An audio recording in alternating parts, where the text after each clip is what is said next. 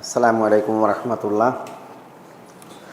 ബിസ്മില്ലാഹി വൽഹംദുലില്ലാഹ് വസ്സലാത്തു വസ്സലാമു അലാ റസൂലില്ലാഹ് വ ആലിഹി വസഹ്ബിഹി വമൻ വാലാഹ് വബഅദ്.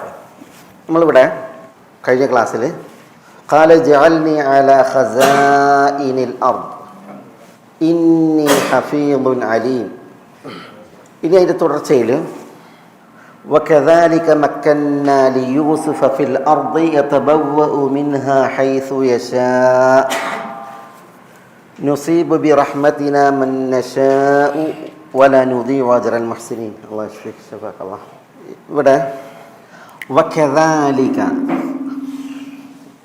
അതുപോലെ എനിക്ക് ഇതുപോലെ എന്ന് വെക്കാം. ദാലിക എന്ന് പറഞ്ഞാൽ ശരിക്കും എന്താണ് ഇഷാറയിൽ ബഈദാണ് അല്ലേ, വിദൂരത്തേക്ക് ചൂണ്ടാനാണ് ദാലിക. അതുകൊണ്ട് അതുപോലെ അർത്ഥം വെക്കാം. പക്ഷെ ഇവിടെ ഇതുപോലെ അർത്ഥം വെച്ചിട്ടും പ്രശ്നമല്ല. കാരണം എന്താണെന്ന് വെച്ചിട്ടുണ്ടെങ്കിൽ ഇതിൻ്റെ പ്രാധാന്യം ഏതിൻ്റെ ഈ ഇഷാറത്ത് ചെയ്യപ്പെടുന്നതിൻ്റെ പ്രാധാന്യം അതറിയിക്കാനാണ്. വഖദാലിക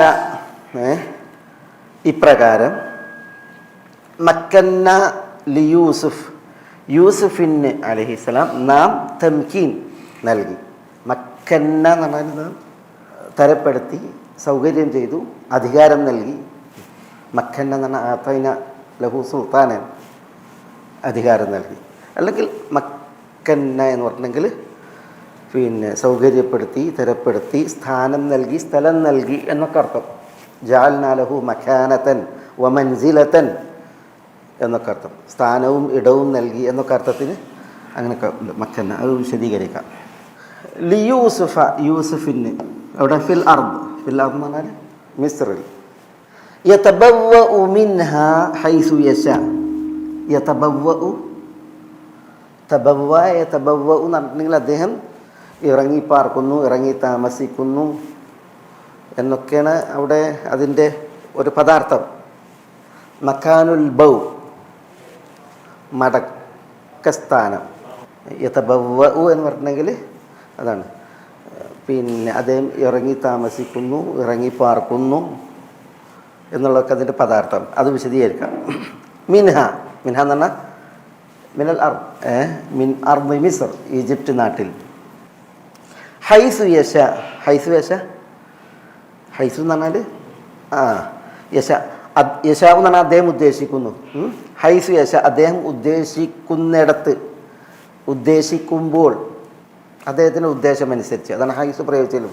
ഹൈസു യശ, ഇവിടെ ഹൈസു യശ എന്നുണ്ട്, ഹൈസു നശ എന്നും ഖിറാഅത്തുണ്ട്. ഇബ്നു കസീറിൻ്റെ ഖിറാഅത്ത് ഹൈസു നശ എന്നാണ്. അപ്പോൾ എന്താ അർത്ഥം? നാം ഉദ്ദേശിക്കുന്ന സ്ഥലത്ത്, നാം ഉദ്ദേശിക്കുമ്പോൾ. നാം എന്ന് പറഞ്ഞാൽ ഹൈസു യശ എന്ന് പറഞ്ഞാൽ യൂസുഫ് അലൈഹി സ്വലാത്തു വസ്സലാം. ഹൈസു നശ എന്ന് പറയുമ്പോൾ അള്ളാഹു സുബ്ഹാനഹു വ തആല പറയാണ് നാം ഉദ്ദേശിക്കുന്ന ഇടം, നാം ഉദ്ദേശിക്കുന്ന കാലം. തയ്യും.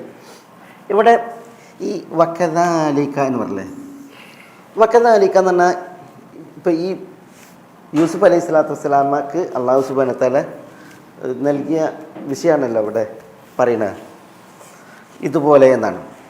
അപ്പോൾ അതെങ്ങനെ യൂസുഫ് അലൈഹി സ്വലാത്തു വസ്സലാമക്ക് ഉണ്ടായ ആ അവസ്ഥകളുണ്ടല്ലോ, ചില തഫ്സീറുകൾ കാണാം. ചില അവസ്ഥകളെ താണ്ടിയാണ് യൂസുഫ് അലൈഹി സ്വലാത്ത് എത്തുന്നത്.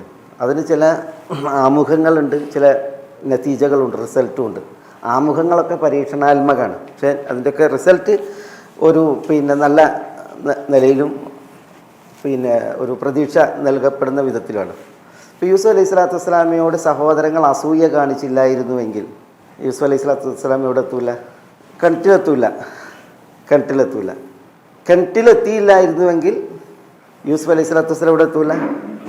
ഈജിപ്തിലെ മാർക്കറ്റിലെത്തൂല.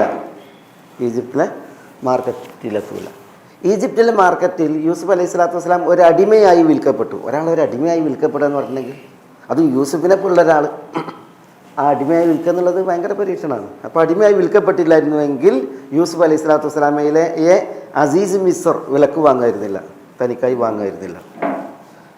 യൂസുഫ് അലൈഹി സ്വലാത്തു വസ്സലാം അങ്ങനെ വിലക്ക് വാങ്ങപ്പെടുകയും ഒരടിമയായിട്ട് എവിടെ എത്തി? കൊട്ടാരത്തിലെത്തി. യൂസുഫ് അലൈഹി സ്വലാത്തു വസ്സലാമയുടെ ആ കൊട്ടാര ജീവിതത്തിൽ അസീസിൻ്റെ ഭാര്യയാൽ യൂസുഫ് അലൈഹി സ്വലാത്തു വസ്സലാം പരീക്ഷിക്കപ്പെട്ടില്ലായിരുന്നുവെങ്കിൽ യൂസുഫ് അലൈഹി സ്വലാത്തു വസ്സലാം ഇവിടെ എത്തൂല, ജയിലിലെത്തൂല. യൂസുഫ് അലൈഹി സ്വലാത്തു വസ്സലാം ജയിലിൽ കടന്നില്ലായിരുന്നുവെങ്കിൽ എവിടെ എത്തൂല? കൊട്ടാരത്തിലേക്ക് എത്തൂല. ഉണ്ടോ? കൊട്ടാരത്തിലേക്ക് എത്തിയതിനെ കുറിച്ചാണ് ഇവിടെ ഈ പറയുന്നത്. കൊട്ടാരത്തിലെത്തിയിട്ട് പിന്നെ നടന്നതിനെ കുറിച്ചാണ് ഈ പറഞ്ഞത് അല്ലേ. അപ്പോൾ നോക്കൂ നിങ്ങൾ, പിന്നെ യൂസുഫ് അലൈഹി സ്വലാത്തു വസ്സലാമക്ക് ഉണ്ടായ ഈ ഓരോ പരിണാമങ്ങൾ, ഇതൊക്കെ അതിനെക്കുറിച്ചാണ് അള്ളാഹു സുബ്ഹാനഹു വ തആല വകദാലിക എന്ന് പറയുന്നത് അല്ലേ. ഈ കദാലിക അത് കുറച്ച് ഈ തൊട്ട് മുമ്പ് നടന്ന ഈ ഒരു വിഷയത്തിലേക്ക് മാത്രമല്ല, രാജകൊട്ടാരത്തിലേക്ക് യൂസുഫ് അലൈഹി സ്വലാത്തു വസ്സലാം എത്തുകയും എന്നിട്ട് അവിടെ നടന്ന സംഭാഷണങ്ങൾ, പിന്നെ യൂസുഫ് അലൈഹി സ്വലാത്തു വസ്സലാമക്ക് അവിടെ ഉണ്ടായ ഈ അധികാര നേട്ടം, ഇതിൽ പരിമിതമല്ല, പിന്നെ അതിൻ്റെ അപ്പുറത്തേക്ക് ഈ പറയപ്പെട്ടതിലേക്കൊക്കെ ഇതിൽ എന്തുണ്ട്, ഒരു സൂചന ഉണ്ട്. വകദാലിക. പിന്നെ ഇവിടെ മക്കന്ന ലി യൂസുഫ ഫിൽ അർദ് എന്നാണ്. മക്കന്ന ലി യൂസുഫ ഫിൽ അർദ്, യൂസുഫിന് നാട്ടിൽ മസ്റിൽ നാം അധികാരം നൽകി, അല്ലെങ്കിൽ സൗകര്യം നൽകി എന്നുള്ളതാണ് മക്കന്ന. മക്കന്ന ഇതാണ് തെംകീൻ. തെംകീൻ എന്ന് പറഞ്ഞെങ്കിൽ എന്താ, സൗകര്യം നൽകലാണ്, ആധിപത്യവും അധികാരവും നൽകലാണ്. അതിനാണ് തെംകീൻ എന്ന് പറയാം. അല്ലാഹു സുബ്ഹാനഹു വ തആല മക്കന്ന എന്നാ പറഞ്ഞത്. മക്കന്ന നാം സൗകര്യം നൽകി, അധികാരം നൽകി. വിശുദ്ധ ഖുർആനിൽ 13 സ്ഥലങ്ങളിൽ ഈ മക്കന എന്ന ക്രിയൻ്റെ വകഭേദങ്ങൾ വന്നിട്ടുണ്ട്. മക്കന എന്നുള്ളതിൻ്റെ അതിൽ ചിലയിടത്ത് ഇവിടെ ഇതേപോലെ മക്കന്ന എന്നാണ്, മക്കന്ന എന്നാണ്. ചിലയിടത്ത് മക്കന്നി എന്നാണ്, ചിലയിടത്ത് നുമക്കിനു എന്നാണ്, ചിലയിടത്ത് വലയുമക്കിനന്ന ലഹും അല്ലേ, വലയുമക്കിനന്ന ലഹും, വലയുമക്കിനന്ന. സുഹൃത്ത് അൻആമിൻ്റെ 6-ാമത്തെ ആയത്തിൽ എന്തുള്ളത്? വലക്കത് മക്കന്നാഹും, പിന്നെ കമ മാല നുമക്കില്ലക്കും, നുമക്കിൻ എന്ന് അവിടെ വന്നാണല്ലേ. ഓക്കെ മാല നുമക്കില്ലക്കും.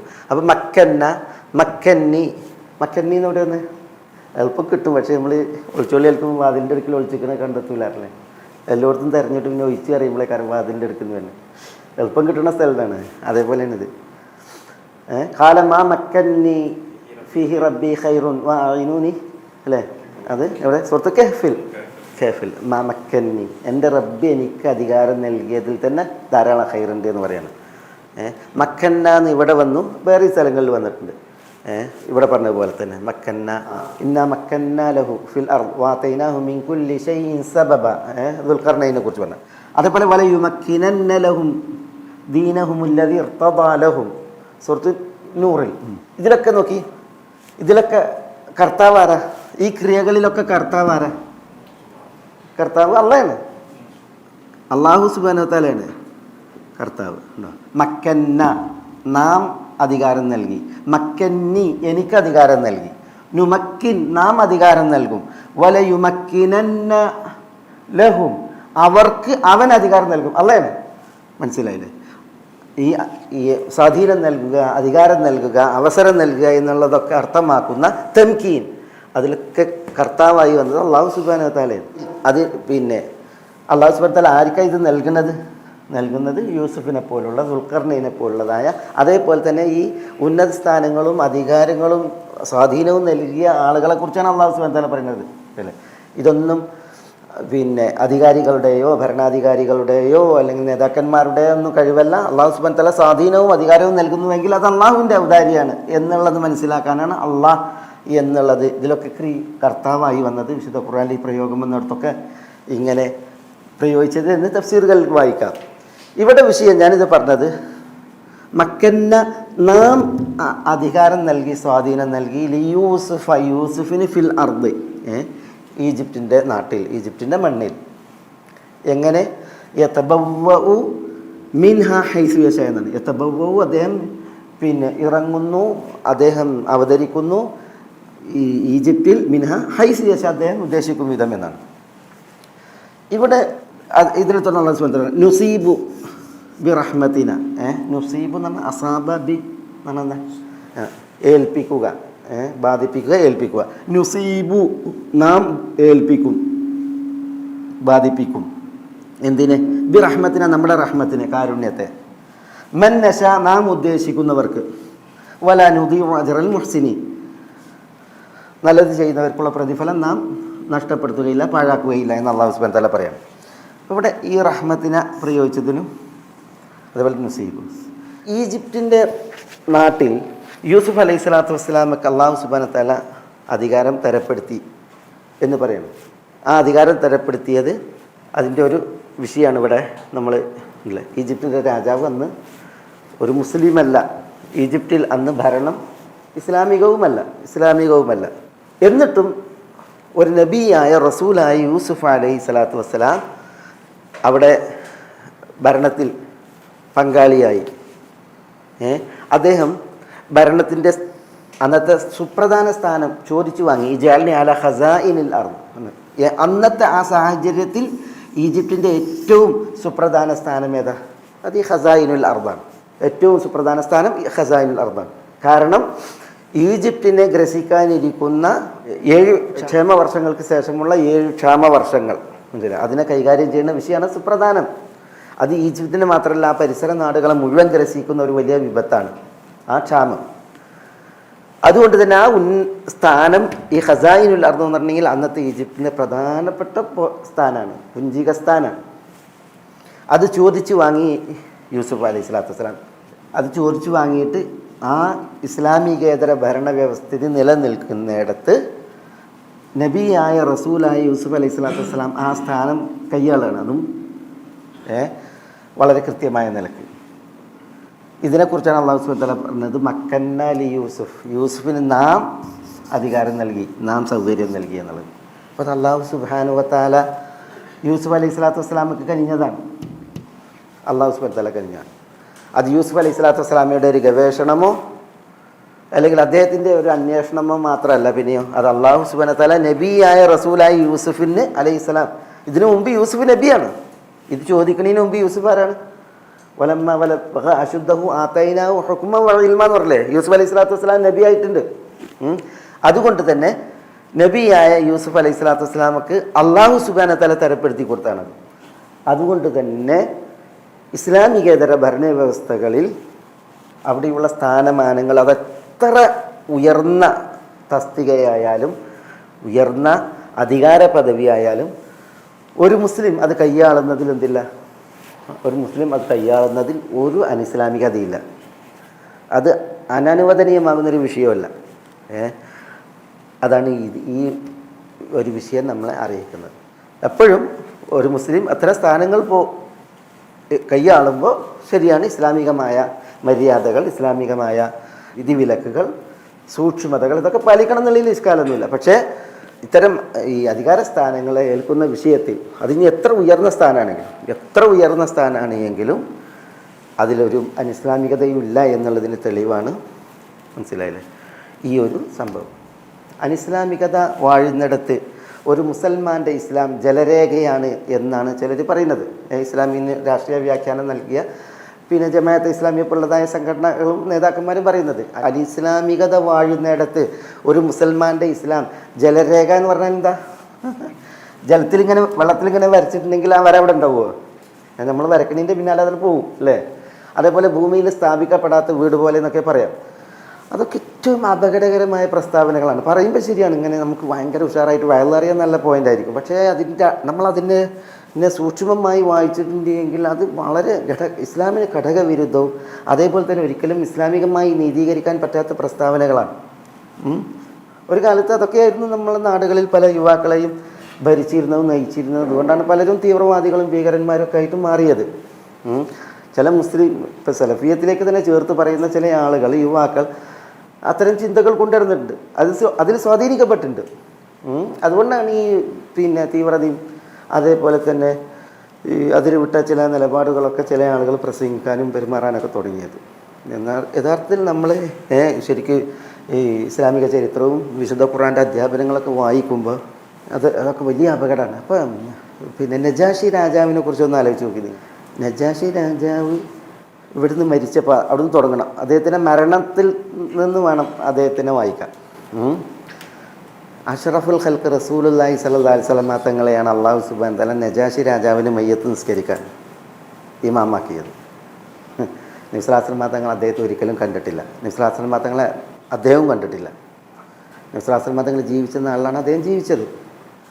ഈ നജാശി രാജാവ് ഒരു വഖ്ത് നിസ്കരിച്ചത്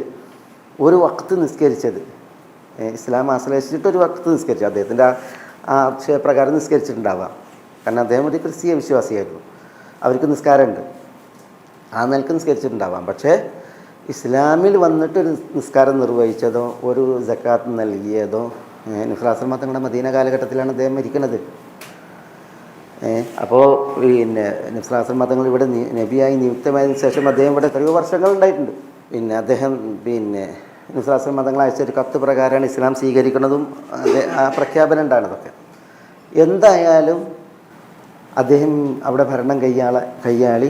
അദ്ദേഹം അവിടെ ഒരു റസൂലുള്ള പറയാണ് അദ്ദേഹം ഇന്ന അഹല്ലക്കും കദ്മാത്ത ഇന്ന അഹല്ലക്കും നിങ്ങളുടെ ഒരു സഹോദരൻ, അങ്ങനെ ഒരു പ്രയോഗം. അതേപോലെ തന്നെ ഇന്ന ബി അൽ ഹബശത്തി മലിക്കൻ സാലിഹൻ, ഹബശയിൽ ഒരു സാലിഹായ രാജാവുണ്ട് എന്നൊക്കെ പറഞ്ഞ റസൂലുള്ള അദ്ദേഹത്തെ പരിചയപ്പെടുത്തുന്നത്. അദ്ദേഹം ആദിലാണ്, നീതിമാനാണെന്നൊക്കെ പറഞ്ഞ് പരിചയപ്പെടുത്തിയില്ലേ. അദ്ദേഹം ഇവിടുത്തെ ഭരണാധികാരിയാണ്. അദ്ദേഹം ഭരണം നടത്തിയത് എങ്ങനെയാണ്? നബി സ്വല്ലല്ലാഹു അലൈഹി വസല്ലം തങ്ങൾ കൊണ്ടുവന്ന അധ്യാപനത്തിൻ്റെ അടിസ്ഥാനത്തിൽ അദ്ദേഹം ഭരണം നടത്തിയിട്ടില്ല. എന്നിട്ടും അദ്ദേഹം മരിച്ചപ്പോൾ നോക്കി നിങ്ങൾ, അദ്ദേഹത്തിന് ആ നാട്ടിൽ ആരും ഒരു മയ്യത്ത് നിസ്കാരം സംഘടിപ്പിച്ചില്ല, നടന്നു പോകില്ല. പക്ഷേ നബി സ്വല്ലല്ലാഹു അലൈഹി വസല്ലം തങ്ങൾക്ക് അള്ളാഹു വഹി നൽകി, നിങ്ങളുടെ ഒരു സഹോദരൻ മരിച്ചിട്ടുണ്ട് ഹബശയിൽ, നജാശി രാജാവ്, നജാശി അൽ അസ്ഹമ. അതുകൊണ്ട് എല്ലാവരും നിങ്ങൾ അദ്ദേഹത്തിന് മയ്യത്ത് നിസ്കരിക്കണം എന്ന് പറഞ്ഞപ്പോൾ നബി സ്വല്ലല്ലാഹു അലൈഹി വസല്ലം തങ്ങൾ മദീനയിൽ ഇമാമായി നിന്ന് സഹാബികളെ പിന്നിൽ ബഖീ ഖബർസ്ഥാൻ്റെയും മസ്ജിദ് നബവിയുടെയും ഇടയിലുള്ള ഒരു ആയിട സ്ഥലത്ത് സഹാബികളെ അണിനിരത്തി നബി സ്വല്ലല്ലാഹു അലൈഹി വസല്ലം തങ്ങൾ അദ്ദേഹത്തിന് ജനാസ നിസ്കരിച്ചു എന്നുള്ളതാണ്. ചിലർ പറഞ്ഞത് മറഞ്ഞ മയ്യത്തിന് ഒരിക്കലും നിസ്കരിക്കാൻ പാടില്ല എന്ന് തീവ്രമായി പറയുന്ന ഹനഫികൾ പറഞ്ഞത് നജാശി രാജാവിന് മറഞ്ഞ നിലക്ക് നിസ്കരിച്ചിട്ടില്ല, അദ്ദേഹത്തിൻ്റെ ജനാസ അവിടെ അവതരിപ്പിച്ചു കൊടുത്ത അള്ളാഹു എന്നാണ്.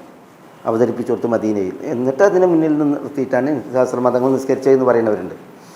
എന്തായാലും മറഞ്ഞ നിൽക്കായാലും ഞല്ലമയ്യത്ത് അവിടെ പ്രത്യേകം അദ്ദേഹത്തിനുള്ള ഒരു ആദരവ് നൽകി എത്തിച്ചിട്ടായാലും നോക്കി നിങ്ങൾ ആരാ അദ്ദേഹത്തിന് മയ്യത്ത് നിസ്കരിച്ചത്? അഷ്റഫുൽ ഖൽക്ക് അല്ലേ. പിന്നെ റസൂൽ സ്വല്ലല്ലാഹു അലൈഹി വസല്ലം തങ്ങളുടെ ശ്രേഷ്ഠരായ സഹാബികൾ കൂടിയിട്ടാണ് അദ്ദേഹത്തിന് ജനാസ നിസ്കരിച്ചത്. അദ്ദേഹം ഒരു നാട്ടിൻ്റെ ഭരണാധികാരിയാണ്. ആ ഭരണാധികാരി എന്ന് പറഞ്ഞിട്ടുണ്ടെങ്കിൽ ശറ അനുസരിച്ച് ഭരിച്ചു എന്നുള്ളത് നമ്മൾ അദ്ദേഹത്തിൻ്റെ ചരിത്രത്തിൽ വായിക്കുന്നേ ഇല്ല. മനസ്സിലായി? ഞാൻ പറഞ്ഞു വരുന്നത് എന്താണെന്ന് വെച്ചിട്ടുണ്ടെങ്കിൽ ഒരു മുസ്ലിമായ ഒരു വ്യക്തി ഒരു അനിസ്ലാമിക ഭരണവ്യവസ്ഥയിൽ ജീവിച്ചു. അദ്ദേഹം ഭരണം കയ്യാളി, അല്ലെങ്കിൽ അദ്ദേഹം ഭരണത്തിൻ്റെ കുഞ്ചിക സ്ഥാനങ്ങളും ഉന്നത സ്ഥാനങ്ങളും വഹിച്ചു. അദ്ദേഹത്തിൻ്റെ വൈയക്തികമായ ജീവിതം നല്ല നിലയിലായിരുന്നു എന്നുള്ളത് നമ്മൾ മനസ്സിലാക്കുമ്പോൾ അയാളുടെ ഇസ്ലാം ഒന്നുമല്ല എന്ന് വിധിക്കുന്നത് വളരെ അപകടമാണ്. അതൊരിക്കലും ഇസ്ലാമികമായി നീതീകരിക്കാവുന്ന ഒരു വർത്താനമല്ല. അതാണ് ഇവിടെ നമുക്ക് മനസ്സിലാക്കേണ്ടത്. അള്ളാഹു സുബ്ഹാനഹു വ തആല പറയാണ് മക്കന്ന ലിയൂസുഫ ഫിൽ അർദി എന്നാണ്. ഒരു മുസ്ലിം രാജാവ് ആ രാജാവിൻ്റെ ഭരണത്തിന് കീഴിൽ ഈ ഖസായിൻ അർദ് ഏറ്റെടുത്തിട്ട് ഭരണത്തിൽ പങ്കാളിയാകുന്ന അതും ഈജിപ്തിൻ്റെ നിറസാന്നിധ്യമാണ് യൂസുഫ് അലൈഹി സ്വലാത്തു വസ്സലാം. ഖസായിനുൽ അർദാണ്, ഖസീനത്തുൽ അർദല്ല, അല്ലെങ്കിൽ ഖിസാനത്തുൽ അർദല്ല. ഈജിപ്റ്റ് നാടിൻ്റെ മുഴുവൻ ഈ പ്രശ്നങ്ങൾ മാറാൻ, പരിസര നാടുകളിലെ പ്രശ്നങ്ങൾ മാറാൻ കുറേ ഖിസാനകൾ ഉണ്ടായിരുന്നു എന്നാണ്. കുറേ ഖിസാനകൾ, അതിൻ്റെ ഒക്കെ ചുമതല അദ്ദേഹം യൂസുഫ് അലൈഹി സ്വലാത്തു വസ്സലാം ഏറ്റു എന്നുള്ളതാണ്. ഏതായാലും ആ ഒരു ഭരണത്തിൽ പങ്കാളിയായി നാടിൻ്റെ ക്ഷേമത്തിന്, ആളുകളുടെ അഭിവൃദ്ധിക്ക്, ക്ഷേമത്തിന് വേണ്ടിയിട്ട് പ്രവർത്തിച്ചു എന്നുള്ളത് അള്ളാഹു സുബ്ഹാനഹു വ തആല തരപ്പെടുത്തിയതെന്നാണ്. മക്കന്ന, നാം തരപ്പെടുത്തി, സൗകര്യപ്പെടുത്തി എന്നാണ്, നാം അധികാരം നൽകി എന്നാണ് ഇവിടെ അള്ളാഹു സുബ്ഹാനഹു വ തആല പറയുന്നത്. വക്കദാലിക മക്കന്നാലി യൂസുഫ ഫിൽ അർദ്. പിന്നെ നൽകിയ യൂസുഫ് അലൈഹി സ്വലാത്തു വസ്സലാം അദ്ദേഹം നബിയുർ റസൂലാണ്. അതാണ് ഇവിടെ ഒരു സുപ്രധാനമായിട്ടുള്ളൊരു വിഷയം. പിന്നെ യതബവ്വഉ മിൻഹ ഹൈസു യശാ എന്നാണ്. യൂസുഫ് അലൈഹി സ്വലാത്തു വസ്സലാം ആ ഈജിപ്തിൻ്റെ നാട്ടിൽ യതബവ്വഉ എന്താ ഫലിയതബവ്വ മഖ്അദഹു മിനന്നാർ എന്നല്ലേ? ആരെക്കുറിച്ചാണ് പറഞ്ഞത്? അപ്പോൾ എങ്ങനെയാണ് ഇതിൻ്റെ പ്രയോഗം? മൻ കദബ അലയ്യ മുതഅമ്മിദൻ. നബി സല്ലല്ലാഹു അലൈഹി വസല്ലം തങ്ങൾ പറയാണ്, എന്നെക്കുറിച്ച് ആരെങ്കിലും മനഃപൂർവ്വം വ്യാജം പറഞ്ഞാൽ, അള്ളാഹു നമ്മെ കാക്കട്ടെ, മനഃപൂർവ്വം കളവ് പറഞ്ഞാൽ ഫലിയതബവ്വ എന്നാണ്, അവൻ എന്താ ഫലിയതബവ്വ, അവൻക്കുള്ള സ്ഥാനം ഒരുക്കട്ടെ, തയ്യാറാക്കട്ടെ എന്നാണ്. അല്ലാഹുമ്മ സ്വല്ലി മിനന്നാർ യതബവ്വ മഖ്അദഹു മിനന്നാർ, മഖ്അദിനെ അവൻ ഒരുക്കട്ടെ, തയ്യാറാക്കട്ടെ എന്നാണ്. അപ്പോൾ അവിടെ യതബവ്വ എന്ന് പറഞ്ഞാൽ അല്ലാതാണ് നുസൂലിന് ഇറങ്ങാൻ, അതേപോലെ തന്നെ ഇഖാമത്ത് താമസിക്കാൻ ഒക്കെയുള്ള സ്ഥലം ഒരുക്കുക, തയ്യാറാക്കുക, റെഡിയാക്കുക എന്നുള്ളതിനാണ് തബവ്വ യതബവ്വ എന്ന് പറയുന്നത്. അപ്പോൾ നമ്മളൊരു ആയത്തിൽ പറയുന്നുണ്ടല്ലോ, വല്ലദീന തബവ്വഉ ഉദ്ദാറ വൽ ഈമാന മിൻ ഖബ്ലിഹിം യുഹിബ്ബൂന മൻ ഹാജറ ഇലൈഹിം. അവിടെ വല്ലദീന തബവ്വഉ ഉദ്ദാർ എന്താ പറഞ്ഞത്? ആരുടെ വിഷയത്തിലാണ് പറഞ്ഞത്? അൻസാരികളുടെ വിഷയത്തിൽ സൂറത്ത് ഹശറിൽ പറഞ്ഞില്ലേ, അവരാണ് ഹിജ്റ വരുന്നവർക്ക് വരാനുള്ള നാടും വീടും തയ്യാറാക്കിയത്, അൻസാരികൾ. അപ്പോൾ അവിടെ പ്രയോഗിച്ചതാണ് വല്ലദീന തബവ്വഉ. അതാണ് ഈ യതബവ്വ, ബൗഇൽ നിന്നാണ്. ബൗ എന്ന് പറഞ്ഞാൽ റുജൂ, മടക്കം എന്നാണ് അർത്ഥം. ബൗ എന്നതിൽ നിന്നാണ് ഇത് വരുന്നത്, ക്രിയ വരുന്നത്. ബൗ എന്ന് പറഞ്ഞാൽ മടക്കം എന്നാണ്. പിന്നെ അതിൻ്റെ ഉദ്ദേശാർത്ഥമാണ് യതബവ്വ എന്നുണ്ടെങ്കിൽ ഒരാൾ മടങ്ങി വന്നാൽ, ഒരാൾ പിന്നെ താമസിക്കാൻ ഒരിടത്ത് ഇറങ്ങാൻ വന്നിട്ടുണ്ടെങ്കിൽ അതിനുള്ള സ്ഥലം ഒരുക്കുക എന്നൊക്കെ ഉള്ളത്.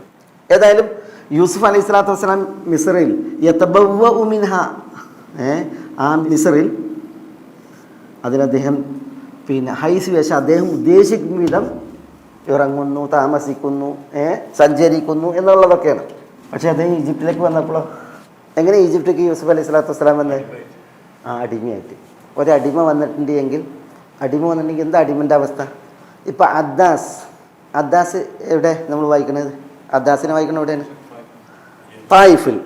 എന്താ അദ്ദാസിൻ്റെ ചരിത്രം? അദ്ദാസ് നസ്രാണിയാണ്. അദ്ദേഹം നീനവേ ദേശത്തുകാരനാണ്. നീനവ എന്ന് പറഞ്ഞിട്ടുണ്ടെങ്കിൽ പിന്നെ യൂനിസ് നബിയുടെ നാടാണ്. അത് പിന്നെ അൽ ആസിയ സുഹറ എന്ന് പറയും, ഏഷ്യ മൈനർ എന്ന് പറഞ്ഞിട്ടുണ്ടെങ്കിൽ ഇന്നത്തെ ഷാമിൻ്റെയൊക്കെ വടക്ക് ഭാഗം. പിന്നെ എനിക്ക് തോന്നുന്നത് ഒരു കാലത്ത് അത് ഈ നൈനവ തുർക്കിയിലായിരുന്നു, ഇപ്പം എനിക്ക് തോന്നുന്നത് ഷാമിൽ ആയിരിക്കും. ഏതായാലും തുർക്കീൻ്റെ ആ ഭാഗം ഷാമിൽ അശൂരികൾ എന്നൊക്കെ വലിയൊരു സംസ്കാരത്തിൻ്റെ വക്താക്കളുണ്ടായിരുന്നു, അവരുടെ തലസ്ഥാനം. അല്ല തുർക്കി വേറെ ഷാം വേറെ.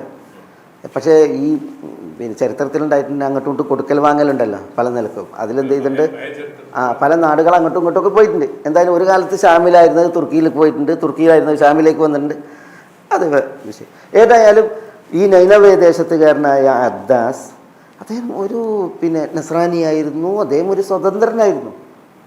പക്ഷെ അദ്ദേഹം നിയുക്തമാകാനിരിക്കുന്ന ഒരു പ്രവാചകനെ കുറിച്ചുള്ള വെളിപാട് അല്ലെങ്കിൽ വിവരം പണ്ഡിതന്മാരിൽ നിന്ന് കേട്ടതനുസരിച്ച് ആ പ്രവാചകൻ്റെ ഉദയം ഇങ്ങനെ മക്കയിലായിരിക്കും എന്നുള്ളത് കേട്ടതനുസരിച്ച് അദ്ദേഹം എന്ത് ചെയ്യണം, അവിടെ നിന്ന് പിടികൊടുക്കുകയാണ് തന്നെ. അന്നൊക്കെ പിന്നെ അറേബ്യൻ നാട്ടിലേക്കൊക്കെ വരണം എന്നുണ്ടെങ്കിൽ അത് ക്ഷിപ്രസാധ്യമല്ല. പിന്നെ എന്ത് ചെയ്യും, അന്ന് അടിമച്ചന്തകളുണ്ട് അല്ലേ. അപ്പോൾ അടിമച്ചന്തകളിൽ അടിമകളായിട്ട് വന്നിട്ടുണ്ടെങ്കിൽ എന്ത് ചെയ്യാൻ പറ്റും, ഇങ്ങനെ എത്താൻ പറ്റും. അങ്ങനെയാണ് അദ്ദേഹം എന്ത് ചെയ്യുന്നത്, ഒരടിമയായിട്ട് മക്കയുടെ പരിസരത്തേക്ക് വരുന്നത്. ഉത്ബയുടെയും ഷൈബയുടെയും ഒരു ഗുലാമായിരുന്നു, അടിമയായിരുന്നു അദ്ദാസ്. അദ്ദേഹം അടിമയായിട്ട് അടിമൻ്റെ ജോലി ചെയ്തിട്ട് ശമ്പളം വാങ്ങാനും കീശ ഉറപ്പിക്കാനല്ല അദ്ദേഹത്തിൻ്റെ ഉദ്ദേശം. അദ്ദേഹത്തിൻ്റെ ഉദ്ദേശം ഒരു നബി നിയുക്തമാകാനിരിക്കുന്നു, ആ നബി വന്നാൽ സ്വീകരിക്കുക എന്നുള്ളതാണ്. അതാണ് അദ്ദേഹത്തിൻ്റെ ലക്ഷ്യം അല്ല, അതാണ് അദ്ദേഹത്തിൻ്റെ വെമ്പൽ. അതിനാണ് അദ്ദേഹം സ്വന്തത്തെ വിറ്റ്. നോക്കണം, നൈനവായിൽ നിന്ന് എവിടേക്ക് വരുന്നത്, പിന്നെ അറബികളുടെ നാട്ടിലേക്ക് വരുന്നത്, തായിഫിലേക്ക് വരുന്നത്. പക്ഷെ അള്ളാഹുവിനെ ഒരാൾ ലക്ഷ്യമാക്കിയിട്ടുണ്ടെങ്കിൽ അള്ളാഹു ആ ലക്ഷ്യം പൂർത്തീകരിക്കുന്നു എന്നുള്ളതിൻ്റെ ചരിത്രമാണ്. അദ്ദേഹം നബി സ്വല്ലല്ലാഹു അലൈഹി വസല്ലം തങ്ങളെ കാതോർത്തിട്ടാണ്, നബി സ്വല്ലല്ലാഹു അലൈഹി വസല്ലം തങ്ങളെ പ്രതീക്ഷിച്ചിട്ടാണ് അദ്ദേഹം ചെയ്യുന്നത്, ജീവിതം കഴിച്ചു കൂട്ടിയത്. അതുകൊണ്ടാണ് അദ്ദേഹത്തിന് നബി സ്വല്ലല്ലാഹു അലൈഹി വസല്ലം തങ്ങളുടെ കാലിൻ്റെ ഒട്ടിൽ വെച്ച് കൊടുത്തത് അള്ളാഹു സുബ്ഹാനഹു വ തആല. അത് ആ ഇഖ്ലാസിനാലാണ്. അള്ളാഹു സുബ്ഹാനഹു വ തആലക്ക് മാത്രം ചെയ്തത് അള്ളാഹു സുബ്ഹാനഹു വ തആല ഒരിക്കലും ഉണ്ടാകും, വലാ നുദിഉ അജ്റൽ മുഹ്സിനീൻ. അതുകൊണ്ടാണ് നബി സ്വല്ലല്ലാഹു അലൈഹി വസല്ലം തങ്ങൾ നോക്കി, നിങ്ങൾ പിന്നെ തായിഫിൽ പോയി 10 ദിവസം നിന്നു. നബി സ്വല്ലല്ലാഹു അലൈഹി വസല്ലം തങ്ങൾ മക്കയിൽ നിന്ന് തായിഫിലേക്ക് പലായനം ചെയ്തു പുറപ്പെട്ടു. പിന്നെ തായിഫുകാരോട് 10 ദിവസം അവിടെ കെഞ്ചിക്കാണ്, അപേക്ഷിച്ചു. എന്നിട്ട് അവർ നിഫ്രാസന്മാർ തങ്ങളെ കൂട്ടാക്കിയില്ല, സത്യപ്പെടുത്തിയില്ല, അഭയം ചോദിച്ചത് നൽകിയില്ല എങ്കിൽ എന്നെക്കുറിച്ച് നിങ്ങൾ മിണ്ടല്ലേ, ഞാൻ മറ്റൊരാളോട് ചോദിക്കട്ടെ എന്ന് പറഞ്ഞപ്പോൾ അതുപോലെ സമ്മതിക്കാതെയാണ് അവരെന്ത് ചെയ്തത്, കൂക്കി വിളിച്ചും ആക്രമിച്ചു നിഫ്രാസന്മാർ തങ്ങളെ ആട്ടിപ്പായിച്ചത്. അങ്ങനെ കർണു സാലിബിൽ ചെന്ന് നബി സല്ലല്ലാഹു അലൈഹി വസല്ലം തങ്ങൾ ഓടി ചെന്ന് വീഴുന്നത് ആവശ്യമായിട്ട് നബി സല്ലല്ലാഹു അലൈഹി വസല്ലം തങ്ങൾ അതിൻ്റെ ഇപ്പോൾ നമ്മൾ പോയിട്ട് കാണാം. ആദ്യം നബി സല്ലല്ലാഹു അലൈഹി വസല്ലം തങ്ങൾ ഒരിടത്ത് പോയി ഇരുന്നു, പിന്നെ നബി സല്ലല്ലാഹു അലൈഹി വസല്ലം തങ്ങൾ അവിടെ നിന്ന് പിന്നെ മറ്റൊരിടത്തേക്ക് ചെന്നിരുന്നു, ആ തോട്ടത്തിൽ ചെന്നിരുന്നു, അങ്ങനത്തെ ഒക്കെ ചരിത്രം. ഏതായാലും അപ്പോഴാണ് പിന്നെ ആ തോട്ടത്തിൽ ചെന്നിരിക്കുമ്പോൾ ഒരു അടിമക്കുണ്ടല്ലോ, അയാൾ അടിമയാണ്, അദ്ദാസ അടിമയാണ്. യജമാനന്മാർ പറയുന്നത് പോലെ അല്ലാതെ ചെയ്യാനേ നിവൃത്തിയില്ല. അപ്പോഴാണ് നിഫ്രാസ തങ്ങൾ ചെന്ന് ആവശ്യമായി ഇരിക്കുന്നത്. അതിനു മുമ്പ് നിഫ്രാസ തങ്ങൾ ആ ദുആ ചെയ്തത് അല്ലാഹുമ്മ അശ്കുഇലൈക ദുഅഫ ഖുവ്വതി വഖില്ലത ഹീലതി വഹവാനി അലന്നാസ് എന്ന് പറഞ്ഞ് ആ ദുആ ചെയ്ത് പിന്നെ അവിടെ നിന്ന് എഴുന്നേറ്റ് നിഫ്രാസ തങ്ങൾ ഈ ഉത്ബയുടെയും ഷൈബയുടെയും തോട്ടത്തിലിരുന്നത്. അപ്പോൾ ഉത്ബയും ഷൈബയും പറയുന്നത് മുന്തിരി കൊണ്ടേ കൊടുക്കാൻ, കാരണം അവരുടെ ചോരയല്ലേ, നിഫ്രാസ തങ്ങൾ അവരുടെ ചോരയാണ്. അപ്പോഴാണ് നിഫ്രാസ തങ്ങളെ മുന്തിരി നിന്നുമ്പോൾ ബിസ്മില്ല ചൊല്ലി തിന്നപ്പോൾ പിന്നെ നിങ്ങൾ ആരാണ് ഇങ്ങനെ ബിസ്മി ചൊല്ലി തിന്നുള്ളത്, ഇവർ ഇതില്ലല്ലോ എന്നൊക്കെ പറഞ്ഞ് പിന്നെ ഏതായാലും നിഫ്രാസ തങ്ങൾ ഇങ്ങോട്ട് പരിചയപ്പെട്ടു. അപ്പോൾ നിങ്ങൾ ആരാണ്, ഞാൻ നൈനവേ ദേശത്തുകാരനാണ്. അപ്പോൾ റസൂൽ നൈനവേ യൂനുസ് ബിൻ മത്തായിയുടെ നാട്ടുകാരനും. അപ്പോൾ യൂനുസ് ബിൻ മത്തായി നിങ്ങൾക്ക് എങ്ങനെ അറിയാം പറഞ്ഞാൽ അത് എൻ്റെ സഹോദരനാണ്, ഞാൻ നബിയാണ്, അദ്ദേഹം നബിയാണ്. അപ്പോഴാണ് പിന്നെ എന്ത് ചെയ്യുന്നത്, ഈ അദ്ദാസ് നിഫ്രാസ തങ്ങളുടെ കാൽക്കീയിൽ വീണത്, നിഫ്രാസ തങ്ങളുടെ പാദത്തിൽ വരെ അദ്ദേഹം ചുംബിച്ചു എന്നാണ്. അങ്ങനെ പിന്നെ അദ്ദേഹം നിഫ്രാസ തങ്ങളെ കൂട്ടാക്കിയത്. അപ്പോഴത്തേക്ക് ഉത്ബയും ഷൈബയും ഇത് കണ്ടിട്ട് അദ്ദേഹത്തെ തിരിച്ചു വിളിക്കണമൊക്കെ വിഷയം ഞാൻ പറഞ്ഞതെന്ന് വെച്ചാൽ ഈ അടിമകളെ സംബന്ധിച്ചിടത്തോളം അതാണ്. നോക്കിയേ, നിഫ്രാസ തങ്ങൾ വന്നിട്ട് 10 കൊല്ലമായി. അദ്ദേഹം ഇന്ന് നിഫ്രാസ തങ്ങൾ ഉദയം ചെയ്തിട്ടുണ്ടെങ്കിൽ നിഫ്രാസ തങ്ങളെ പുൽകാനാണ്, സ്വീകരിക്കാനാണ്. പക്ഷേ 10 കൊല്ലമായിട്ട് നിഫ്രാസ തങ്ങൾ മക്കയിൽ വന്ന് പ്രബോധനം നടത്തി ആർക്കറിയില്ല. 90 കിലോമീറ്റർ ഇപ്പോൾ ഇപ്പുറത്ത് തായിഫിൽ ആർക്കറിയില്ല, പിന്നെ ഒരു അടിമക്കറിയില്ല. കാരണം അടിമ എന്ന് പറഞ്ഞിട്ടുണ്ടെങ്കിൽ അയാളന്ന് കാലങ്ങളിലൊക്കെ പരിമിതമായ സ്ഥലങ്ങളിൽ കിട്ടുന്ന പരിമിതമായ ആ അറിവുകൾ കഴിഞ്ഞുകൂടുക എന്നുള്ളതാണ്. യജമാനന്മാരെന്ത് പറയുന്നു അതിനനുസരിച്ച് മാത്രം ഒരാൾ അടിമയുണ്ടെങ്കിൽ അതാണ് അന്നത്തെ കാലത്ത്. അത് 1400 വർഷം മുമ്പ്. ഇപ്പോൾ സൽമാൻ അൽ ഫാരിസി അസ്ബഹാൻ ദേശത്ത് ജയ് എന്ന് പറയുന്ന നാട്ടുകാരനാണ്, ജയ് എന്ന് പറയുന്ന കുഗ്രാമക്കാരനാണ്. അസ്ബഹാൻ എന്ന് പറഞ്ഞിട്ടുണ്ടെങ്കിൽ ഇന്നത്തെ പേർഷ്യയിൽ, ഇറാനിൽ. ഈ അസ്ബഹാനിൽ നിന്ന് അദ്ദേഹം അഗ്നി ആരാധകനായിരുന്നു. അങ്ങനെയാണ് അദ്ദേഹം ചെയ്യുന്നത്. ഈ അഗ്നി ആരാധനയെ എല്ലാ സത്യവും അദ്ദേഹം കേൾക്കുന്നത്, മനസ്സിലായില്ലേ. ഏതായാലും അദ്ദേഹം അവിടെ നിന്ന് പലായനം നടത്തി. പിന്നെ അദ്ദേഹം എത്ര സഞ്ചരിച്ചു, എത്ര നാടുകളിലേക്ക് അദ്ദേഹം മാറി ചില ഹദീസുകൾ കാണാം 12 നാടുകളിലേക്ക് അദ്ദേഹം ചെയ്തിട്ടുണ്ട്, മാറി പോയിട്ടുണ്ട്. എന്തിന്, ഒരു സത്യാന്വേഷിയായിട്ട്. അവസാനമാണ് അദ്ദേഹം അമ്മൂരിയ ദേശത്തെത്തുന്നത്. അമ്മൂരിയയിൽ വെച്ചിട്ടാണ് അദ്ദേഹം ഇങ്ങനെ മക്കയിൽ ഒരു നബി വരാനുണ്ട് എന്നുള്ള വിവരം കേൾക്കുന്നത്. അങ്ങനെ അദ്ദേഹം അമ്മൂരിയയിലേക്ക് നിന്ന് അറബികളുടെ നാട്ടിലേക്ക് എത്താൻ വേണ്ടിയിട്ട് അദ്ദേഹം സാഹസപ്പെട്ടത്, അദ്ദേഹം ഒരു അറേബ്യൻ ഗോത്രത്തിൻ്റെ കൂടെ സഹവസിച്ച് വരുമ്പോൾ അറേബ്യൻ ഗോത്രത്തെ വഴിയിൽ ആക്രമിച്ചിട്ട് അദ്ദേഹത്തെ അടിമയായി പിടിക്കണം. അന്നത്തെ കലാപരിപാടി അതാണ്. ആളുകൾ ആക്രമിക്കുക, എന്നിട്ട് അടിമകളായിട്ട് പിടിക്കുക, പിന്നെ വേലക്ക് വെക്കുക, അല്ലെങ്കിൽ മാർക്കറ്റിൽ വിൽക്കുക. അതാണ്. അങ്ങനെയാണ് അറബികൾ എന്ത് ചെയ്യണം, അദ്ദേഹത്തെ പിടിച്ചു കൊണ്ടിട്ട് പിന്നെ മദീനയിൽ പാർപ്പിക്കണത്. അതേ സത്യാന്വേഷിയാണ്. അദ്ദേഹം കേട്ടിട്ടുണ്ട് മദീനയിൽ അതായത് മക്കയിൽ നബി സ്വല്ലല്ലാഹു അലൈഹി വസല്ലം തങ്ങൾ ഉദിക്കുമെന്നും ഉദിച്ച നബി സ്വല്ലല്ലാഹു അലൈഹി വസല്ലം തങ്ങളുടെ പാലായന ഭൂമിയാണ് മദീന, യസ്രിബെന്നും അന്ന് യസ്രിബെന്നും ഉള്ള വിവരമാണ് അദ്ദേഹം കേൾക്കുന്നത്.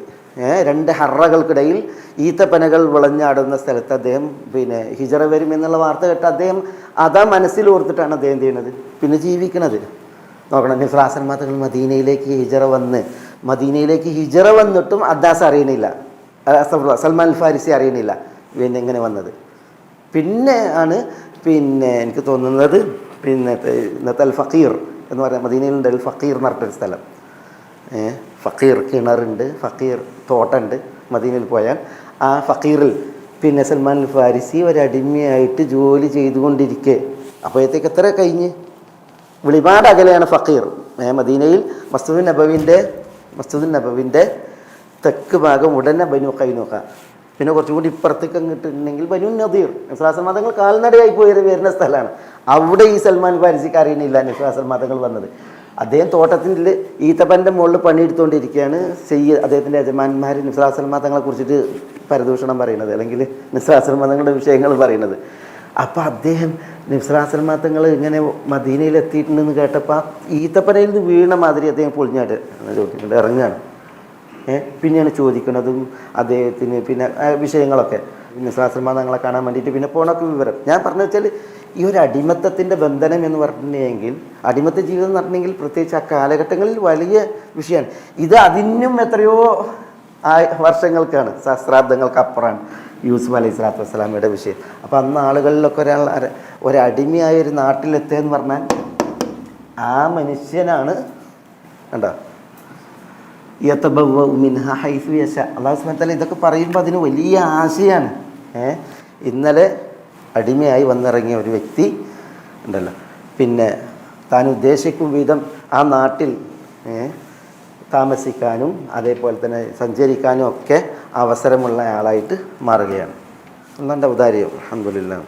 ഈ ചരിത്രത്തിൽ ഈ വകദാലിക മക്കന്നാ ലി യൂസുഫ ഫിൽ അർദി യതബവ്വഉ മിൻഹാ ഹൈസു യശാ എന്ന് പറഞ്ഞിട്ട് പിന്നെ കുറേ വിഷയങ്ങൾ പറയുന്നുണ്ട്. രാജാവിന് യൂസുഫ് അലൈഹി സ്വലാത്തു വസ്സലാമെ ഇഷ്ടപ്പെടുകയും പിന്നെ അസീസിൻ്റെ പേര് ഖത്ഫീർ എന്നാണ്. ഖത്ഫീർ എന്ന് പറയുന്ന അസീസ് മരണപ്പെട്ടു. അപ്പോൾ അസീസിൻ്റെ ഭാര്യ സുലൈഖയെ, ഈ പറഞ്ഞ സലീഖ അല്ലെങ്കിൽ സുലൈഖയെ രാജാവ് യൂസുഫ് അലൈഹി സ്വലാത്തു വസ്സലാമക്ക് കല്യാണം കഴിച്ചു കൊടുത്തു എന്നും അതിൽ യൂസുഫ് അലൈഹി സ്വലാത്തു വസ്സലാമക്ക് അഫ്രായി, മീശ എന്നീ 2 കുട്ടികളുണ്ടായി എന്നും പിന്നെ അങ്ങനത്തെ കുറേ കാര്യങ്ങളുണ്ട് ചരിത്രത്തിൽ. ചില തഫ്സീറുകളൊക്കെ വലിയ വിശാലമായിട്ട് കൊടുത്തിട്ടുണ്ട്. പക്ഷേ അതൊന്നും എന്തല്ല ഒരു ബലപ്പെട്ട റിപ്പോർട്ടുകളൊന്നുമല്ല. അങ്ങനെ സുലൈഖയെ പിന്നെ യൂസുഫ് അലൈഹി സ്വലാത്തു വസ്സലാം കല്യാണം കഴിച്ചതും കുട്ടികളുണ്ടായതും പക്ഷേ ഇത് പിന്നെ ഇവിടെ അല്ലാഹു സുബ്ഹാനഹു വ തആല ഈ മക്കന്നാ ലി യൂസുഫ ഫിൽ അർദി എന്നൊക്കെ പറഞ്ഞതിൽ അതൊക്കെ ഉൾപ്പെടുത്തിയിട്ടാണ് ചില തഫ്സീറുകളൊക്കെ ഉള്ളത്. നമുക്ക് പിന്നെ ഈ ദുർബലമായ അല്ലെങ്കിൽ ചരിത്രത്തിലെങ്ങനെ ഇസ്രായേലി കഥകളാണ് പലതും, അതിനൊന്നും അവലംബിക്കേണ്ട കാര്യമില്ല. പക്ഷേ ഇവിടെ നമുക്ക് മനസ്സിലാക്കാം, നമുക്ക് നേരിട്ട് ചരിത്രം വായിക്കുമ്പോൾ തന്നെ മനസ്സിലാക്കാം മക്കന്നാ ലി യൂസുഫ ഫിൽ അർദി എന്നുള്ളതിൽ. ഇപ്പം ഈ പിന്നെ അടിമയായി വന്നിറങ്ങിയ യൂസുഫ് അലൈഹി സ്വലാത്തു വസ്സലാമയാണ് പിന്നെ എന്ത് ചെയ്യണത്, അവിടുത്തെ ഉടമയായി മാറുന്നത്. അവിടെ ഈ ഒരു അവസ്ഥയിലേക്ക് അദ്ദേഹം എത്തുന്നത്. അടിമയായി വന്ന് ശരിയാണ്, പിന്നെ വർഷങ്ങൾ അദ്ദേഹം എവിടെ കഴിച്ചു കൂട്ടിയിട്ടുണ്ട്, അസീസിൻ്റെ കൊട്ടാരത്തിൽ കഴിച്ചു കൂട്ടിയിട്ടുണ്ട്. ചെറുപ്രായത്തിലാണ് എത്തിയത്. പിന്നെ വലമ്മ ബലഗ അശുദ്ധഹു എന്നാണ് അദ്ദേഹത്തിൻ്റെ ആ അശുദ്ധ കരുത്ത് പ്രാപിച്ചിട്ടുണ്ട് വൈജ്ഞാനികമായും. അതേപോലെ തന്നെ പ്രവാചകത്വം ഏൽക്കാനുള്ള ആ കരുത്ത് പ്രാപിച്ചതൊക്കെ ഇവിടെ വെച്ചിട്ട് തന്നെയാണ്, അസീസിൻ്റെ കൊട്ടാരത്തിൽ വെച്ചിട്ട് തന്നെയാണ്. പിന്നെ ജയിൽ ജീവിതം ചുരുങ്ങിയത് 7 വർഷമാണ്. ഫലബിസ ഫിസ്സിജിനി ബിദ്അസിനി, ചുരുങ്ങിയത് 7 വർഷമാണ്. അതൊക്കെ കഴിഞ്ഞതിന് ശേഷമാണ് എന്ത് ചെയ്യണം, അദ്ദേഹം ഈ ഒരു അവസ്ഥയിലേക്ക് പരിണമിക്കുന്നത്. ഏതായാലും യതബവ്വഉ മിൻഹാ ഹൈസു യശാ. അല്ലാഹു സുബ്ഹാനഹു വ തആല പറയുന്നത് നുസീബു ബിറഹ്മതിനാ മൻ നശാ. നുസീബു നാം ഏൽപ്പിക്കും, നൽകും. ബിറഹ്മതിന അസാബ ബി ആണ്, അതുകൊണ്ടാണ് ഈ പറഞ്ഞത്. നമ്മളുടെ റഹ്മത്തിനെ നൽകും, നമ്മുടെ റഹ്മത്തിനെ ഏൽപ്പിക്കും. മൻ നശാ, നാം ഉദ്ദേശിക്കുന്നവർക്ക്. ഇത് അല്ലാഹു സുബ്ഹാനഹു വ തആല ഇത് പറയാൻ കാരണം, അല്ലാഹു സുബ്ഹാനഹു വ തആല ഈ സ്വാധീനം നൽകലും അതേപോലെ തന്നെ ഇങ്ങനെയുള്ളൊരവസരം നൽകലും അതൊരു യൂസുഫിൽ നിക്ഷിപ്തമല്ല, യൂസുഫിൽ പരിമിതമല്ല. പിന്നെയോ അള്ളാഹു ഉദ്ദേശിക്കുന്നവർക്കൊക്കെ അല്ലാഹു സുബ്ഹാനഹു വ തആല ഇപ്രകാരം അള്ളാഹിൻ്റെ റഹ്മത്ത് നൽകും എന്നുള്ളതാണ്. ഇവിടെ ഈ റഹ്മത്തിന ഉണ്ടല്ലോ, ഇതിൽ ഈ റഹ്മത്ത് കൊണ്ട് ഉദ്ദേശിക്കുന്നത് പ്രധാനമായിട്ട് എന്താണ്? പ്രധാനമായിട്ടും യൂസുഫ് ഈ രാജാവിൻ്റെ അടുക്കൽ വന്ന് ആ രാജാവിൻ്റെ വിശ്വസ്തനായി സ്വീകരിക്കപ്പെട്ട് പിന്നെ ആ രാജാവിൻ്റെ ഭരണത്തിൽ അവസരം നേടിയതും ഭരണം കൈയാളിയതും തുടങ്ങിയ വിഷയമാണ്. അതാണ് ഈ റഹ്മത്ത് കൊണ്ടുള്ള ഉദ്ദേശം പ്രധാനം. അപ്പോൾ നോക്കി നിങ്ങൾ, ഇസ്ലാമികേതരമായ ഒരു ഭരണവ്യവസ്ഥയുടെ തണലിൽ ഈ രീതിയിൽ അവസരം മുതലെടുക്കുന്നതിനെ, അവസരം ഉപയോഗപ്പെടുത്തുന്നതിന് അള്ളാഹിൻ്റെ റഹ്മത്തായിട്ടാണ് പറയുന്നത്. അത് അള്ളാഹിൻ്റെ ഒരു അദാബോ അല്ലെങ്കിൽ അത് ഇട്ടെറിഞ്ഞ് പായേണ്ട ഒരു ലാനത്തൊന്നുമല്ല. അതാണ് ഈ പ്രയോഗത്തിൻ്റെ പ്രത്യേകത. നുസീബ് ബി റഹ്മത്തിന മൻ നശാ. യൂസുഫ് നബി അലൈഹി സ്വലാത്തു വസ്സലാമയിൽ നിക്ഷിപ്തല്ല ഈ ഒരു വിഷയം. യൂസുഫ് അലൈഹി സ്വലാത്തു വസ്സലാമയെ പോലെ വർത്തിക്കുന്ന സൽവൃത്തന്മാർക്കൊക്കെ അള്ളാഹിൻ്റെ ഈ റഹ്മത്ത് ലഭിക്കും എന്നുള്ളതാണ് ഇവിടെ ഈ പ്രയോഗം. നുസീബ് ബി റഹ്മത്തിന മൻ നശാ എന്നുള്ളത് അറിയിക്കുന്നത്. അള്ളാഹു സുബ്ഹാനഹു വ തആല ഈ ആയത്ത് അവസാനിപ്പിക്കുമ്പോൾ വലാ നുദിഉ അജ്റൽ മുഹ്സിനീൻ, വലാ നുദിഉ അജ്റൽ മുഹ്സിനീൻ. യൂസുഫ് അലൈഹി സ്വലാത്തു വസ്സലാമയെ പുരസ്കരിച്ചാണ് ഈ പറയുന്നത്. വലാ നുദിഉ, നാം പാഴാക്കുകയില്ല. അബാ യുദിഉ നുദിഉ, നാം പാഴാക്കും. ലാ നുദിയു നാം പാഴാക്കൂല. അജ്റൽ മുഹ്സിൻ, അജ്റ യൂസുഫ് എന്ന് പറഞ്ഞില്ല, യൂസുഫിൻ്റെ അജ്റിനെ പാഴാക്കൂല എന്ന് പറഞ്ഞില്ല. പിന്നെ എന്താ പറഞ്ഞത്? അജ്റൽ മുഹ്സിനീൻ. യൂസുഫ് അലൈഹി സ്വലാത്തു വസ്സലാം മുഹ്സിനീങ്ങളിൽപ്പെട്ട ആളാണ്. അതുപോലെ മുഹ്സിനീങ്ങൾ ആരുണ്ടോ അവരുടെ ഒന്നും കൂലി എന്ത് ചെയ്യൂല, ലാ നുദിയു ഞാൻ പാഴാക്കൂല എന്നാണ്. ഇദാഅത്ത് എന്ന് പറഞ്ഞാൽ പാഴാക്കുക. പാഴാക്കൽ ഒന്നുകിൽ സംഭവിക്കൽ അജിസ്, ഒരാളുടെ അശക്തത കാരണത്താലായിരിക്കും, ദുർബലത. അല്ലെങ്കിൽ പാഴാക്കൽ സംഭവിക്കൽ ഒരാളുടെ ജഹ്ല് കാരണത്താലായിരിക്കും, അല്ലേ? അല്ലെങ്കിൽ ചിലരെന്ത് ചെയ്യും, പിന്നെ ഇപ്പോൾ കൂലി നൽകാതിരിക്കൽ, പ്രതിഫലം നൽകാതിരിക്കൽ എപ്പോഴായിരിക്കും? ഖജനാവ് കാലിയായി കൂറൻ്റെ ചിറകും മാറാലി മാത്രം ഉണ്ടാകുമ്പോഴാണ് ചിലപ്പം കൂലി കൊടുക്കാൻ പറ്റാതിരിക്കുക, അജിസ് കാരണത്താൽ. അല്ലെങ്കിൽ പിന്നെ ജഹ്ല് കാരണത്താൽ, വിവരക്കേട് കാരണത്താൽ. കൊടുക്കേണ്ട ആളുകളെക്കുറിച്ചോ അവർക്ക് എത്ര കൊടുക്കണം എന്നതിനെക്കുറിച്ചോ ഈ കൊടുക്കേണ്ടത് എങ്ങനെ ഉണ്ടാക്കണം എന്നതിനെക്കുറിച്ചോ ബോധമില്ലാത്ത ആളുകളാകുമ്പോൾ എന്തു ചെയ്യും? കൂലി കൊടുക്കൽ പാഴാകും, നഷ്ടമാകും. അല്ലെങ്കിൽ പിന്നെ എങ്ങനെ ഉണ്ടാവുക? അജിസും ജഹ്ലും അല്ലെങ്കിൽ പിന്നെ എങ്ങനെ കൂലി കൊടുക്കാതിരിക്കൽ എന്തുകൊണ്ടായിരിക്കും? പറയും എങ്ങനെ? ബുൽമ്. ചിലർ അക്രമികളാണ് എങ്കിൽ അക്രമികളായ ആളുകൾ എന്ത് ചെയ്യില്ല, ഉദ്യോഗസ്ഥന്മാരാകട്ടെ, ഇനി പിന്നെ ഭരണാധികാരികളാകട്ടെ, ഇനി മന്ത്രിമാരാകട്ടെ, അവർ അക്രമികളാണ് എങ്കിൽ എന്ത് ചെയ്യും? അർഹരുടെ കൂലി കൊടുക്കൂല, പാഴാക്കും, നഷ്ടപ്പെടുത്തും. അപ്പോൾ അശക്തത കാരണത്താൽ, കഴിവുകേട് കാരണത്താൽ, അല്ലെങ്കിൽ വിവരദോഷം കാരണത്താൽ, അല്ലെങ്കിൽ നീതിബോധമില്ലാത്ത അന്യായവും അക്രമവും കാരണത്താലൊക്കെ എന്ത് ചെയ്യും? കൂലി നഷ്ടപ്പെടുത്തുന്ന അവസ്ഥ ഉണ്ടാവും. അള്ളാഹിനെ സംബന്ധിച്ചിടത്തോളം ഇതൊക്കെ മുസ്തഹീൽ. അള്ളാഹിനെ സംബന്ധിച്ചിടത്തോളം അള്ളാഹു അലാ കുല്ലി ഷൈഇൻ ഖദീറാണ്. അള്ളാഹ്ക്ക് അജ്സ് എന്നുള്ളത് ഇല്ല. പിന്നെ അള്ളാഹു സുബ്ഹാനഹു വ തആല ബികുല്ലി ഷൈഇൻ അലീം, എല്ലാം സൂക്ഷ്മമായി അറിയുന്നവനാണ്. ജഹൽ അള്ളാഹിനെ സംബന്ധിച്ചിടത്തോളം മുസ്തഹീൽ, അസംഭവിയാണ്. പിന്നെ അള്ളാഹു സുബ്ഹാനഹു വ തആല ഇന്നല്ലാഹ ലാ യദ്ലിമു ഷൈഅൻ എന്നാണ്. അള്ളാഹു സുബ്ഹാനഹു വ തആല ഒട്ടും ദുൽമില്ലാത്തവനാണ്. അള്ളാഹു സുബ്ഹാനഹു വ തആല വലാ യുദ്ലമൂന നഖീറ എന്ന് പറഞ്ഞില്ല, നഖീർ പോലും ദുൽമില്ലാത്തവൻ എന്നാണ്. ലാ യദ്ലിമു മിസ്കാല ദർറ എന്നാണ്. ദർറ എന്ന് പറഞ്ഞാൽ എന്താ? ദർറയുടെ തൂക്കം ദുൽമില്ല എന്നാണ് അള്ളാഹ്ക്ക്. ദർറ എന്ന് പറഞ്ഞാൽ നമ്മൾ എന്താ പറഞ്ഞത്? ചെറിയ ഉറുമ്പ്. അതിൽ പിന്നെ കിതാബിൽ കാണാം 100 ദർറയെ, 100 ദർറ ഉണ്ടല്ലോ, 100 ചുവന്ന ഉറുമ്പ്, അതിൻ്റെ തൂക്കം എത്ര പറഞ്ഞ്? അത് എത്ര തൂക്കം ഉണ്ടാകുന്നതാണ്? അണുമണി തൂക്കം. ദർറ എന്ന് പറഞ്ഞാൽ ചെറിയ അൽ നമലു സഗീർ, ചെറിയ ഉറുമ്പിനാണ് ദർറ എന്ന് പറയുന്നത്. അതിൻ്റെ ബഹുവചനാണ് ദർ. അഹങ്കാരികളെ അല്ലാഹു സുബ്ഹാനഹു വ തആല ദർറയുടെ വലുപ്പത്തിൽ അന്ത്യനാളിൽ കൊണ്ടുവരുന്നതാണ്. ദർറയുടെ വലുപ്പത്തിൽ അഹങ്കാരികൾ ഇവിടെ ഭയങ്കര നെഞ്ചിരിച്ച് നടന്നല്ലേ. അതുകൊണ്ട് തന്നെ അവിടെ കൂടിയ ആളുകൾ അവരെ ചവിട്ടി അരക്കാൻ വേണ്ടിയിട്ട്, ഉറുമ്പിനെ ചവിട്ടി അരക്കൂലേ, നടക്കുമ്പോൾ ഉറുമ്പ് ചവിട്ടി അരക്കാൻ പാടുള്ളതല്ല, പക്ഷേ ചവിട്ടി അരഞ്ഞു പോകും. അങ്ങനെ ചവിട്ടി തേക്കാൻ വേണ്ടിയിട്ട് എന്ത് ചെയ്യുന്നതാണ്? ദർറയുടെ കോലത്തിൽ വലിപ്പത്തിൽ അഹങ്കാരികളെ അള്ളാഹു അന്ത്യനാളിൽ ഉയർത്തി നിൽക്കുന്നതാണ്. അള്ളാഹുമ്മ ജഅൽനാ മാവു കാക്കട്ടെ, അള്ളാഹു നമ്മളെ കാക്കട്ടെ. അപ്പോൾ അത്രയും ചെറുത്, ഏറ്റവും ചെറുതിനാണ് ദർറ പറയുക. 100 ദർറയുടെ തൂക്കം ഒരു പിന്നെ ഗോതമ്പിൻ്റെ തൂക്കം, ഒരു ഗോതമ്പിൻ്റെ തൂക്കം 100 ദർറയാണ്. അപ്പോൾ ദർറ എത്ര? ഏറ്റവും ചെറുതല്ലേ. അത്ര പോലും അള്ളാഹു എന്തില്ല, ദുൽമില്ല എന്നാണ്. അള്ളാഹു സുബ്ഹാനഹു വ തആല തീരെ ദുൽമില്ല. അപ്പോൾ അള്ളാഹുവിൽ നിന്നും ദുൽമ അസംഭവിയാണ്. ജഹൽ അള്ളാഹിനെ സംബന്ധിച്ചിടത്തോളം അസംഭവിയാണ്. സുബ്ഹാന അജ്സും അള്ളാഹിനെ സംബന്ധിച്ചിടത്തോളം അസംഭവിയാണ്. അതുകൊണ്ട് തന്നെ അള്ളാഹു സുബ്ഹാനഹു വ തആല അള്ളാഹു തന്നെ കുറിച്ച് പറയാൻ ലാ നുദിഉ നാം പാഴാക്കൂല അജ്റൽ മുഹ്സിനീൻ, മുഹ്സിനീങ്ങളുടെ പ്രതിഫലത്തെ, കൂലിയെ. മുഹ്സിൻ നമുക്കിതിൽ വന്നതാണ് അല്ലേ? ഇതിന് മുമ്പൊക്കെ നമുക്ക് വന്നില്ലേ? എവിടെ മുഹ്സിൻ വന്നത്? ഇന്ന നറാക മിനൽ മുഹ്സിനീൻ. ആരെക്കുറിച്ച് പറഞ്ഞ്? യൂസുഫ് അലൈഹി സ്വലാത്തു വസ്സലാമിനെ കുറിച്ചിട്ട് ജയിലിലെ ആളുകൾ പറഞ്ഞില്ലേ? അതേപോലെ തന്നെ അല്ലാഹു സുബ്ഹാനഹു വ തആല പിന്നെയും പറഞ്ഞില്ലേ മുഹ്സിനീൻ?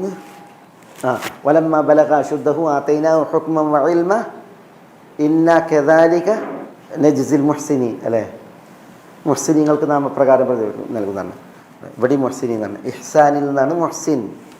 ഇന്നല്ലാഹ മുഹ്സിനുൻ യുഹിബ്ബുൽ ഇഹ്സാൻ. അള്ളാഹു മുഹ്സിനാണ്, യുഹിബ്ബുൽ ഇഹ്സാൻ. ഇഹ്സാൻ അള്ളാഹു ഇഷ്ടപ്പെടുന്നു. ഇഹ്സാൻ എന്ന് പറഞ്ഞെങ്കിൽ നമ്മൾ പറഞ്ഞിട്ടുണ്ട് അള്ളാഹിനോട് ഇഹ്സാൻ ഉണ്ട്. അതെന്താ അള്ളാഹിനോടുള്ള ഇഹ്സാൻ എന്ന് പറഞ്ഞാൽ അള്ളാഹുവിനെ നമ്മൾ കാണുന്നില്ലെങ്കിലും നമ്മളെ അള്ളാഹു കാണുന്നു എന്ന ബോധ്യത്തിൽ നമ്മൾ എന്ത് ചെയ്യുക, ഇബാദത്ത് ചെയ്യുക. അൻത അബുദ് അല്ലാ, അങ്ങനെ അള്ളാഹ്ക്ക് ഇബാദത്ത് ചെയ്യുക. ചില നിവേദനങ്ങളിൽ അൻതഖ്ഷ അല്ലാ, അള്ളാഹിനെ പേടിക്കുക. അൻതഖ്ഷ എന്നുള്ളതാണ്, അള്ളാഹിനെ പേടിക്കുക എന്നുള്ളതാണ്. അതാണ് അള്ളാഹിനുള്ള ഇഹ്സാൻ. പടപ്പുകളോടുള്ള ഇഹ്സാൻ എന്താ? പടപ്പുകളോടുള്ള ഇഹ്സാൻ നബി സ്വല്ലല്ലാഹു അലൈഹി വസല്ലം നിങ്ങൾ പഠിപ്പിച്ചത് ഇന്നല്ലാഹ മുഹ്സിനുൻ, അള്ളാഹു മുഹ്സിനാണ്. യുഹിബ്ബുൽ ഇഹ്സാൻ, അള്ളാഹു ഇഹ്സാൻ ഇഷ്ടപ്പെടുന്നു. അതുകൊണ്ട് ഇദാ അല്ലാഹ മുഹ്സിനുൻ യുഹിബ്ബുൽ ഇഹ്സാൻ ഫഇദാ അറാദ അഹദുക്കും അൻ യദ്ഹബ് ഫൽയുഹ്സിൻ ദിബ്ഹാനു. പിന്നെ നിങ്ങൾ അറക്കാൻ ഉദ്ദേശിച്ചിട്ടുണ്ടെങ്കിൽ അറവ് ഇഹ്സാൻ ചെയ്യാന്നാണ്. അതെപ്പോഴാണ് പറഞ്ഞത്? ഒരാൾ അറക്കാനുള്ള മൃഗത്തെ തള്ളിയിട്ടിട്ട് പിന്നെ അതിനെ അറക്കാൻ വേണ്ടിയിട്ടുണ്ടല്ലോ കത്തി മുറിച്ച് വിട്ടുകയാണ്. ഈ അറക്കണ മൃഗത്തിൻ്റെ മേത്ത് അതിൻ്റെ ഈ അറക്കണവും കാല് വെച്ചിരിക്കുന്നു. എന്നിട്ട് പിന്നെ ഇത് മുറിച്ച് വിട്ടുകയാണ്. അതെ, അത് റസൂലിനെ കണ്ട ഭയങ്കരമായിട്ട് റസൂലുള്ളാഹി സ്വല്ലല്ലാഹു അലൈഹി വസല്ലം തങ്ങൾ ഷൗട്ട് ചെയ്ത്. എന്നിട്ട് നബി സല്ലല്ലാഹു അലൈഹി വസല്ലം എന്ത് ചെയ്ത് പിന്നെ പറഞ്ഞതാണ്. അപ്പം മിണ്ടാപ്രാണികളെ അറക്കുന്ന വിഷയത്തിൽ വരെ ഇഹ്സാൻ എന്ന് പറഞ്ഞാൽ എന്താ? അതിനുള്ള പെരുമാറ്റം മാന്യമാക്കി റസൂലുള്ളാഹി പറഞ്ഞ് പിന്നെ കത്തിയൊക്കെ അറക്കാൻ കടത്തുന്നതിന് മുമ്പ് തന്നെ മുറിച്ച് വിട്ടണം. ഫല്യുഹിദ്ദ ശഫ്രത്തുഹു എന്നൊക്കെ പറഞ്ഞില്ലേ, കത്തിയൊക്കെ ആദ്യം തന്നെ മുറിച്ച് വിട്ടണം. എന്നിട്ട് പിന്നെ അറക്കാൻ കടത്തിയിട്ടുണ്ടെങ്കിൽ വേഗം ബിസ്മില്ലാഹിട്ട് അറക്കണം, എന്നിട്ട് അതിന് റാഹത്ത് കൊടുക്കണം എന്നൊക്കെ പറഞ്ഞല്ലേ. അപ്പോൾ മുഹ്സിൻ പടപ്പുകളോടുണ്ട്. വബിൽ വാലിദൈനി ഇഹ്സാനാ പറഞ്ഞില്ലേ, മാതാപിതാക്കളോട് ഇഹ്സാനുണ്ട്. ഏതായാലും ഈ മുഹ്സിനീങ്ങളുടെ കൂലി അജിർ അത് അള്ളാഹ് പറയാൻ ലാ നുദിഉ, നാം പാഴാക്കുകയില്ല എന്ന് പറയണം. അപ്പോൾ ഇവിടെ പിന്നെ യൂസുഫ് അലൈഹി സ്വലാത്തു വസ്സലാം മുഹ്സിനാണ്. യൂസുഫ് അലൈഹി സ്വലാത്തു വസ്സലാമക്കുള്ള കൂലി അള്ളാഹു സുബ്ഹാനഹു വ തആല പാഴാക്കൂല എന്നുള്ളത് ഇന്ന് കിട്ടി. യൂസുഫ് അലൈഹി സ്വലാത്തു വസ്സലാമയിൽ നിക്ഷിപ്തല്ല, പിന്നെയോ ആരൊക്കെ മുഹ്സിനുണ്ടോ അവർക്കൊക്കെ പ്രതിഫലമുണ്ട്. അവരുടെ പ്രതിഫലം നാം പാഴാക്കൂല എന്നുണ്ട്. അള്ളാഹുവിൻ്റെ പ്രതിഫലം അത് ഇഹത്തിൽ കിട്ടിയെന്ന് വരും അല്ലേ, പരത്തിലെന്തായാലും ഉണ്ട് അല്ലേ, പരത്തിലെന്തായാലും ഉണ്ട്. അള്ളാഹു സുബ്ഹാനഹു വ തആല അത് പാഴാക്കൂല. ഇൻഷാ അല്ലാഹ് ഇതിൻ്റെ തുടർച്ചയിൽ നമുക്ക് വരുന്നത് ഇനി എന്താണ്? പരലോകത്തിൻ്റെ വിഷയമാണ്. ഇത് ദുനിയാവിൻ്റെ വിഷയം. ഇനി പരലോകത്ത് എന്ത് ചെയ്യുക എന്നുള്ളതാണ് ഇൻഷാ അല്ലാഹ് നമുക്ക് അടുത്ത ആയത്തിൽ ബിഇദ്നില്ലാ. ഗൈഡൻസ് TV ഇസ്ലാമിക് ദഅവ യൂട്യൂബ് ചാനൽ മതധാർമ്മിക വൈജ്ഞാനിക പഠനത്തിന് Indian Islahi centre Dammam IT വിഭാഗം അവതരിപ്പിക്കുന്നു ഗൈഡൻസ് TV യൂട്യൂബ് ചാനൽ.